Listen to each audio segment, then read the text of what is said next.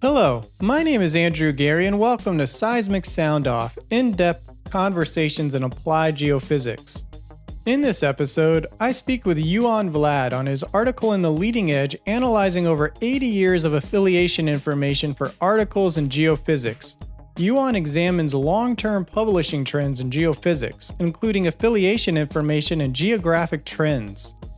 Using Python, statistics, and visual analysis, Ioan explores how understanding these trends could be valuable both for institutional decision-making and for individual career planning. Ioan Vlad is the Senior Scientific Programmer for Atmospheric and Environmental Research in Albuquerque, New Mexico. His expertise includes software engineering and database administration, data analysis, scientific and high-performance computing software development, and interfacing between research and production. He holds a master's and PhD in geophysics from Stanford University. Now, for our conversation. Your article in the September TLE is called Exploratory Analysis of Affiliation Information in Geophysics Articles. So how would you summarize this article? Well, as geophysicists are most likely familiar with, when an author publishes in geophysics, affiliation, that is a company or the university for which they work, is also displayed in the article. And SEG, when they digitized the entire archive of geophysics from 1936 to present, they included this affiliation information, basically who the author works for. They included it in XML. So I basically came up with the idea of writing a script, a piece of software that would extract this information, and then I analyze it to see what institutions, what industry, research institutions, universities, where are the people who publish in geophysics coming from. So then I extracted from this data a variety of interesting trends, and well, that's what the article is about. Why were you interested in exploring this line of inquiry? Well, I always enjoyed having fun with data, and I also saw some disconnect between what a lot of the marketing and materials of industry communications were saying about, the number of publications and the state of the industry. So I couldn't help being intrigued by this and started to look at it to examine if the problem can be posed in a quantitative way. So you discovered in this work that there were 11,658 non-editorial articles published in geophysics in this time frame. And in recent years, you saw there's been an exponential growth in articles. What do you think led to this growth? By its nature, exponential growth manifests very slowly at first, and then it emerges explosively. Such a mechanism can be underlying the data even during what appears to be just a very slow uptrend. So if you write the equations, you discover that exponentials appear when growth engenders even more growth. Bacteria multiplication is a classical example. So if we are to look for the cause of an exponential growth, it will be something of that nature. In the paper, I briefly mentioned potential causes for this growth, but I would like to look at them one by one in more detail, because this question has a lot of iceberg under the surface of the sea. So, Geophysics is a scientific journal of the Society of Exploration Geophysicists, so an ever-increasing number of papers may be indicative of flourishing research and development in resource exploration. So is that the case? Now, research in any applied field has a life cycle that starts with the initial idea and ends with the industrial application. It's like a pipeline, if you will. So in a healthy R&D ecosystem, academia and industry publications should grow at the same pace. In an applied field, the success of any new idea is defined by the success of its eventual application. It can be argued that even an article that was not applied in the industry in the first few years after its publication may ultimately be found and used years or decades later. There have been a few select such cases, but in the vast majority of cases, applied research publications that do not get applied are simply forgotten. The drop in both relative and absolute numbers of industry publications showed by the data shows that resource exploration R&D as a whole, in aggregate, the whole life cycle, the whole pipeline, is not flourishing. At one end of the pipeline, we have large amounts of academic publications, and at the other, we have fewer and fewer actual applications of this data. The process of applying a new idea in production generates other ideas and improvement. You need industry R&D people to operationalize, test, and scale up academic ideas, and all of this would generate publications too. There is no reason why the industry would become constantly more secretive over decades. And there are many benefits for publishing in the industry to advertising your competence, protecting your work against later patent claims through peer review and discussion and so on. So the size of the R&D work pipeline is proportional to the size of its industry, and that one is shrinking. Now, the figures in the paper show that the number of industry applications is dropping, and also the relative number of research institute publications is slightly dropping too. So it follows that the increase in academia publications is the one that's responsible for most of the growth, university. Most likely, more and more university researchers got familiar with the methods of exploration geophysics. They saw a possible source of funding other than the government grants mill, and started applying their knowledge in this field. Now, only now I realize I should have also looked at the number of universities publishing each year, and I would expect it would show a steady increase, regardless of where those universities are. So each of those principal investigators that dip their toes into the exploration research waters, they will train their graduate students to do the same, and this is a kind of mechanism that fuels its own growth and can lead to an exponential curve. Now, these academics are coming into this field from a wide variety of backgrounds, so it is likely for a broadening of focus to have occurred as they bring their varied interests. In order to prove this hypothesis, one would have to categorize articles into subfields of geophysics based on their content. This classification is a great classical application of data science, and should somebody perform such an analysis and should its results support the hypothesis of a broadening focus, it would then be up to the geophysics editorial board to decide whether such a broadening of focus constitutes enrichment or mission creep. Another very important addition to the number of researchers in this field is parts of the world becoming better developed and connected. East Asia in general and China in particular are contributing to this trend. Their overall level of development has increased dramatically, and this by itself has fueled even more growth, as we discussed for the exponential trends. Now, one other factor that I briefly mentioned in the article was a possible change in acceptance standards. Basically, there are more papers getting accepted. I can see two ways in which this hypothesis can be tested. One would be analyzing submission acceptance rates. But this is, it's quite unlikely that geophysics has kept track of this information over decades. I don't know, they probably didn't. Another much more difficult way would be somehow measuring the impact of each paper. Now, when trying to measure the impact, the question of what the focus of geophysics should be comes into play. Because if that focus is supposed to be strictly advancing applied exploration for natural resources, then the impact should be measured in terms of actual applications of that particular technique in the industry in some well-defined period after, some number of years after the article is published. Now, if the focus is more broad, then measuring impact by counting references to a paper, like when academics compute their impact factors for journals and so on, that's easy to do. The problem is that, of course, this measure can be gamed quite a lot. I want to follow up on something you mentioned there around how there's been increased collaboration. Countries like China have been increasing. You talk in the paper how even universities across countries are collaborating on these papers. You kind of discovered a magic number for collaborators hoping to publish in geophysics. What is that number, and how did you arrive at that conclusion? Well, I did it by a simple application of a branch of magic called statistics. Computed the distribution of the number of authors of a paper for each year, and then I computed the most likely value for this number, which is the average. And what is that average?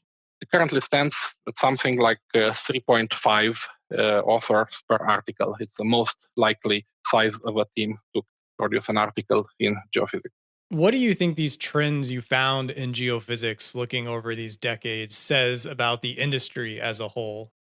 Well, first of all, I was amazed by how sustained and deep the decline of the industry has been. You can see it in the article. Looking at this huge decline feels a bit like being the shepherd grazing his sheep among majestic ancient ruins, wondering how it must have been to live at the height that magnificent civilization. Having been connected to the industry for 16 years, I could experience some of the decline gradient myself, but the data gives us an idea of the true magnitude of this issue. The question that comes up immediately is why that has occurred. The total number of industry R&D publications is ultimately a rough measure of aggregate investment in research and development. Unfortunately, R&D has been the first thing cut in each oil price bust. This creates a cumulative effect and destroys continuity of knowledge and schools of thought. Management is rewarded on the basis of short-term company results, not whether research programs that they start now would have yielded great results 7 years down the road.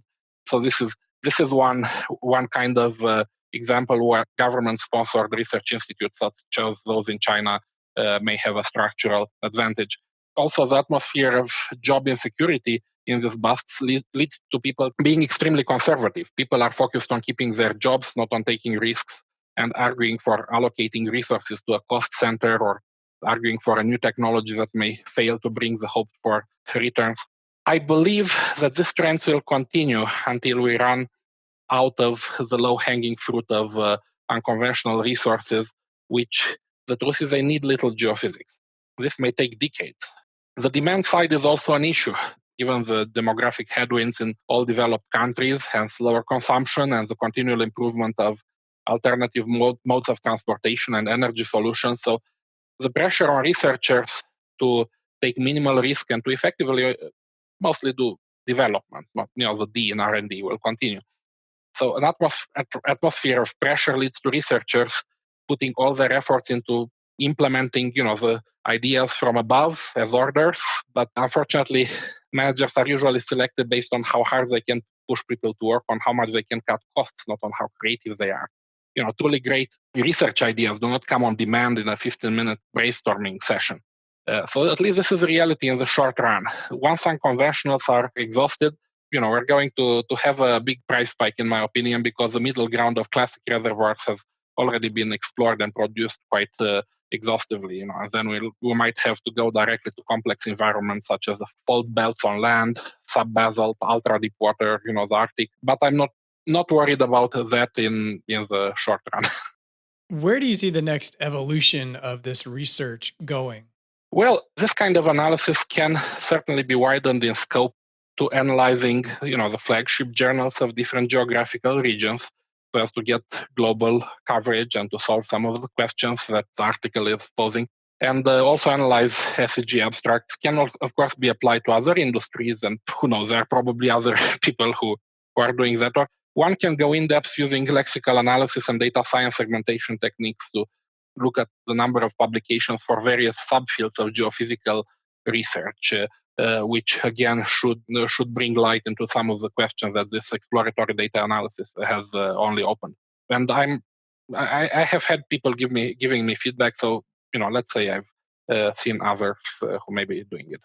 What was one thing that surprised you, one conclusion, one trend you discovered that you did not expect to find when you started on this work?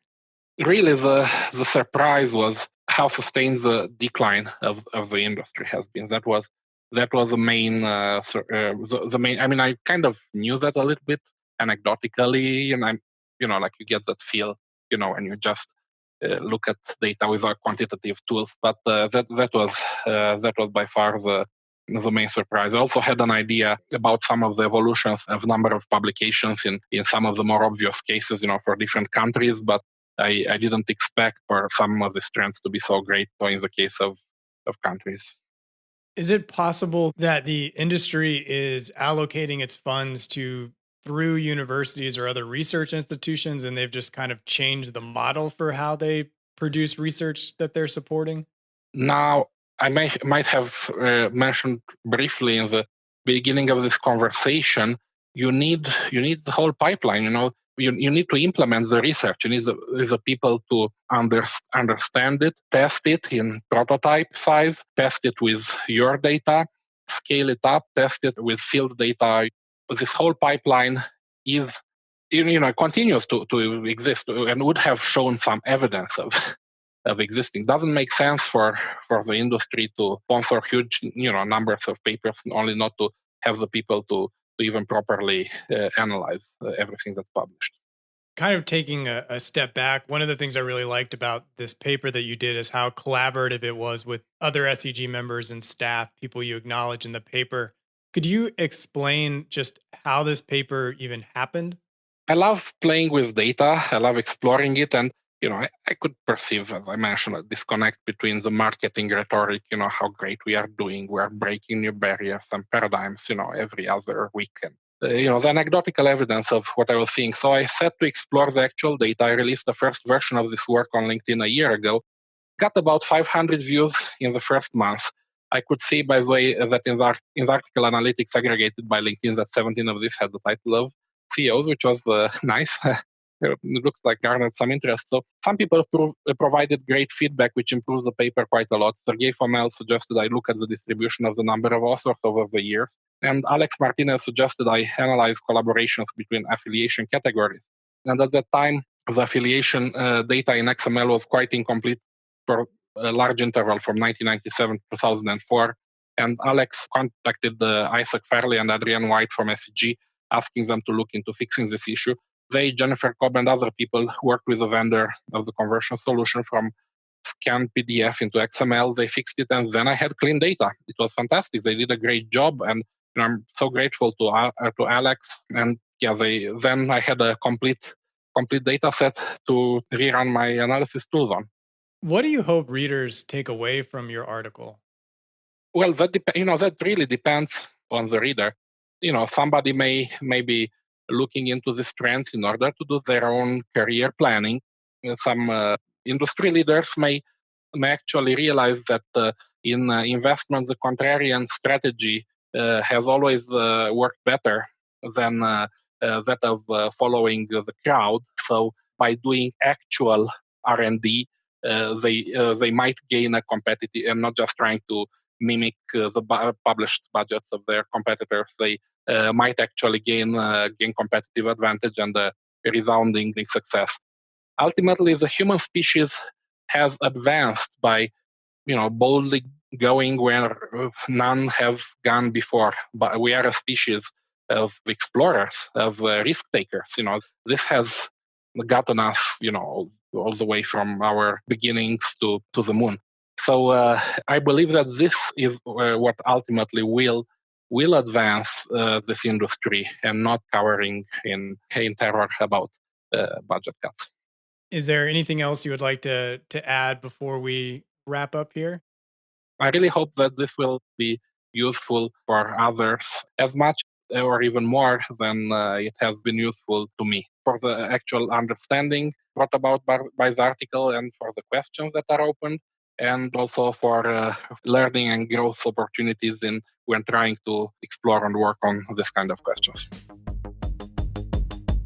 At seg.org/podcast, you will find the show notes and links to the September TLE articles. Subscribers can read the full articles online, and abstracts are always free. If you enjoy the show, please leave us a 5-star review on Apple Podcasts. Your reviews bring a smile to our faces. Follow Seismic Soundoff at seg.org/podcast to hear new episodes. Seismic Soundoff is sponsored by the SEG Wiki, the place to find hundreds of biographies of geoscientists, open access tutorials, and ongoing translations of SEG's best-selling book, Robert Sheriff's Encyclopedic Dictionary. Type wiki.seg.org into your browser to visit the world's first online geophysics encyclopedia.